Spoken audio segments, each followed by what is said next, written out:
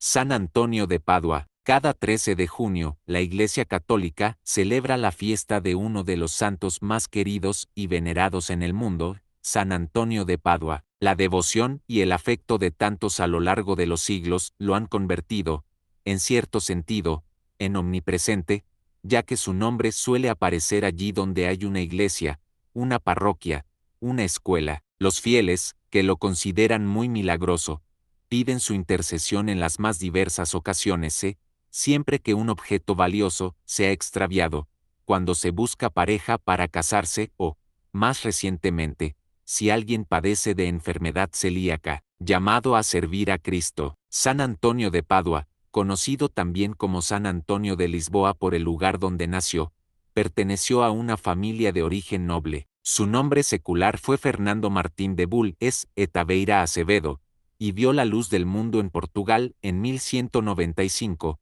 De niño fue consagrado a la Santísima Virgen. En su adolescencia temprana, estuvo rodeado de frivolidades que supo bien rechazar después. Ayudado por la gracia de Dios, la consecuente experiencia de libertad, iría forjando una amistad sincera con el Señor, que duraría toda la vida. Como los buenos amigos se tratan con frecuencia, el futuro Antonio no perdía oportunidad para ponerse de rodillas frente al Santísimo Sacramento. A través de la oración entendió muy bien que solo Dios fortalece. Aprendida la lección, a los 15 años ingresó a los canónigos regulares de San Agustín, aunque 10 años más tarde ingresaría a los frailes menores franciscanos. Tras los pasos de San Francisco de Asís, Fernando fue admitido en la orden franciscana a inicios de 1221.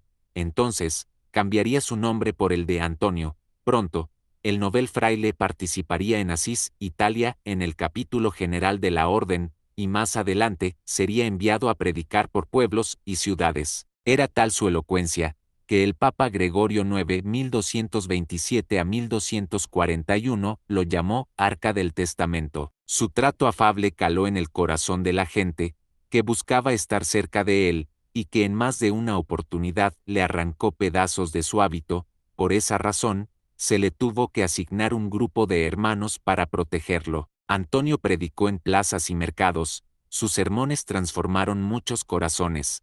Era frecuente ver a los conversos caer de rodillas a sus pies, agradecidos por haberse reencontrado con el amor y el perdón de Dios, hacedor de milagros. Fray Antonio se trasladó a Padua, donde ya había trabajado anteriormente.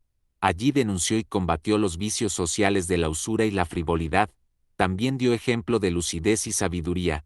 Antonio era un hombre estudioso y de gran capacidad intelectual. A pesar de su juventud, exhibía una madurez poco común en la fe. En síntesis, fue hombre de oración y acción, y por su intercesión se obraron muchos milagros. Uno de los más conocidos se dio cuando un hombre retó a Fray Antonio a probar que Jesús estaba en la Eucaristía. Para ello, con ánimo de mofa, dejó sin comer 3 días a su mula, luego la llevó frente al templo y le mostró pasto fresco para comer, esperando que el animal le haga un desaire a Dios y se precipite sobre el alimento. Para su desconcierto y el de los que estaban presentes, la mula no comió, al contrario, se hincó sobre sus patas delanteras, como todo aquel que sabe que ante Dios solo cabe estar de rodillas. ¿Cuál era la explicación de semejante prodigio?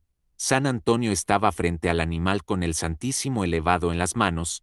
Aquella mula había sido capaz de reconocer perfectamente al que tenía enfrente, Dios. Se sabe que en una ocasión, el niño Jesús se le apareció a Antonio y éste lo sostuvo en sus brazos, milagro que nos recuerda la ternura de Dios. Santo súbito, exhausto y enfermo, hacia el final de sus días, el santo se retiró a los bosques de las afueras de Padua para reponerse y orar.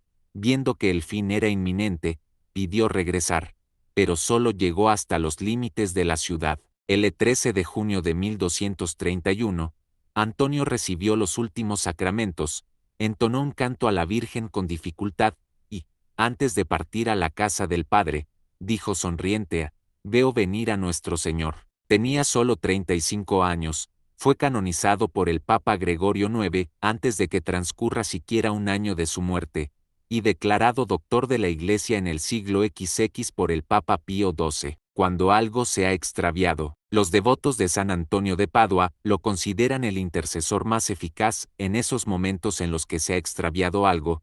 Esta tradición se habría originado en un problema que tuvo el fraile con un novicio. Se cuenta que cierto día un novicio huyó del convento llevándose el salterio que usaba el santo Antonio. Entonces, oró para recuperar el libro.